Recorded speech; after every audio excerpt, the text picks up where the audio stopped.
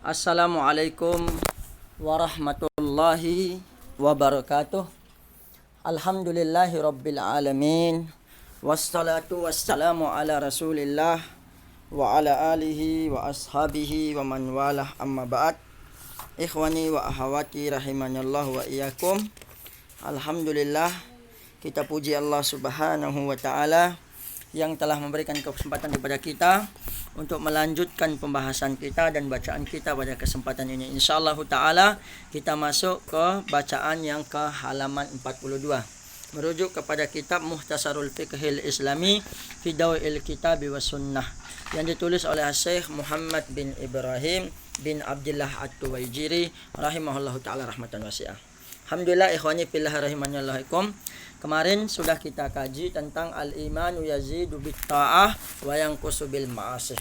Keimanan itu bisa bertambah dengan ketaatan kepada Allah dan bisa berkurang dengan memaksiatinya.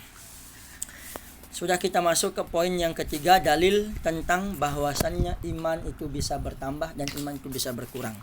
Naam, qala al-muallif rahimahullahu ta'ala rahmatan wasi'ah. Wa an Abi Hurairah radhiyallahu anhu anna Rasulullah sallallahu alaihi wasallam qala la yazni az-zani hina yazni wa huwa mu'min. Nah, dari Abu Hurairah radhiyallahu anhu bahwasannya Rasulullah sallallahu alaihi wasallam bersabda, tidaklah seorang yang berzina itu berzina di saat dia berzina dia dalam keadaan beriman.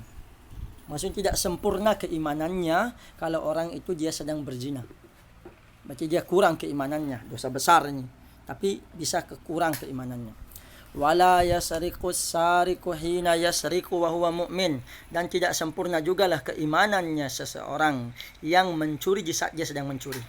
Wala yasrabul khamra hina yasrabuha, dan tidak wa huwa mu'min, dan tidak sempurnalah dia beriman juga orang yang sedang minum khamar di saat dia sedang minum. Nah, itu dalil tentang bisa iman itu bisa kurang jikalau dia melakukan dosa kemaksiatan. Ada dosa zina, dosa mencuri, dan dosa minum khamar. Salah satu dosa itu, dan akan kurang keimanannya. Tidak sempurna keimanannya. Ya billah.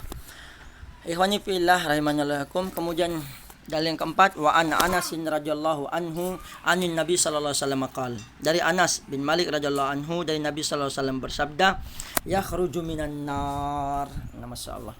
Akan keluar dari neraka man qal, barang siapa yang mengatakan la ilaha illallah fi qalbi, yang mengatakan tidak ada sesembahan yang berhak disembah kecuali Allah, wa fi qalbihi, dan di dalam hatinya ada waznu sa'iratin min khairin. Ya, waznu sa'iratin itu ada seberat sa'irah gandum berupa kebaikan di dalam hatinya. Wa yakhruju minan nari man qal, dan akan keluar juga dari neraka siapa yang mengatakan la ilaha illallah, yang mengatakan la ilaha illallah, wa fi qalbihi waznu burratin min khairin, dan di dalam hatinya ada timbang burrah. Waznu burratin min khairin, dalam hatinya ada seberat burrah gandum juga dari kebaikan. Wa yakhruju minan nar, dan akan keluar juga dari api neraka yang mengatakan la ilaha illallah, wa fi qalbihi waznu darratin min khairin. Ya, dan di dalam hatinya juga ada sebesar darrah dari kebaikan. Wa fi riwayah, dan di dalam sebuah riwayat min iman, daripada keimanan. Ada sebiji gandum, sebiji darrah dari keimanan. Maka min khair, di tempat min khair itu. Muttafaqun alaih.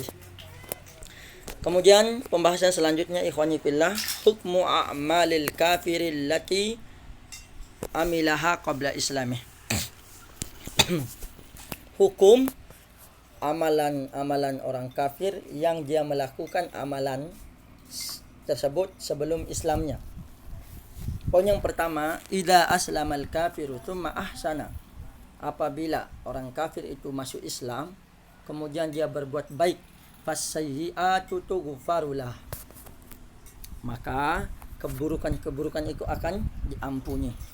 Liqaulihi subhanahu, karena ada firman Allah Ta'ala, qul lil ladzina kafaru, katakanlah kepada orang-orang kafir, iyantahu, jikalau kalian itu berhenti, ya.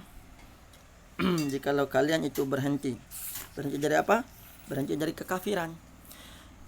Yughfar lahum, maka akan diampuni bagi mereka maka disalaf, apa yang mereka lakukan sebelumnya. Wa iyaudu, dan jikalau mereka itu kembali, ya, kembali lagi, faqad madat sunnatul awwalin, maka sungguh sudah berlaku kepada mereka sunnah atau Allah terhadap orang-orang dahulu, berarti dibinasakan.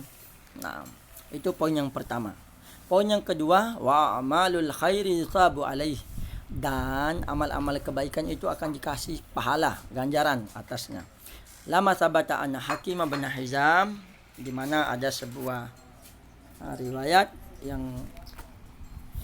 sabit dari Hakim bin Hizam radhiyallahu anhu qal li Rasulih sallallahu alaihi wasallam, pernah bertanya pada Rasulullah sallallahu alaihi wasallam, ara'aita umuran kuntu atahannatsu biha fil jahiliyah hal fiha min syai', bagaimana menurutnya Rasulullah suatu perkara-perkara yang mana aku dalam masa jahiliyah, apakah aku akan mendapatkan sesuatu?